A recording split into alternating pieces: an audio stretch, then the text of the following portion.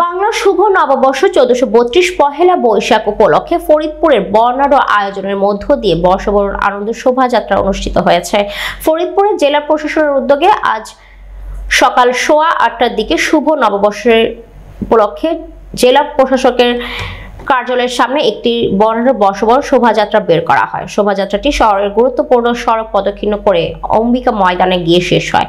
ফরিদপুরের জেলা প্রশাসক মোহাম্মদ কামরুল হাসান মোল্লার নেতৃত্বে শোভাযাত্রা অনুষ্ঠানে উপস্থিত ছিলেন ফরিদপুরের পুলিশ সুপার মোহাম্মদ আব্দুল জলিল, ফরিদপুর জেলা পরিষদের প্রধান নির্বাহী কর্মকর্তা বাকাহিদ হোসেন, অতিরিক্ত জেলা প্রশাসক সার্বিক মোহাম্মদ ইয়াসিন কবির, স্থানীয় সরকারের উপপরিচালক রওশন আলী, সিভিল সার্জন মাহমুদুল ইসলাম, অতিরিক্ত জেলা প্রশাসক রামানন্দ পাল, অতিরিক্ত জেলা প্রশাসক মোহাম্মদ সোহরাব হোসেন, জেলা বিএনপির আহ্বায়ক মোদারেস আলী ইসা, জেলা বিএনপির যুগ্ম আহ্বায়ক জুলফিকার হোসেন জুয়েল, বাংলাদেশ জামাত ইসলামী কেন্দ্রীয় মজলিসের শূরা সদস্য অধ্যাপক আব্দুল তওয়াব প্রমুখ।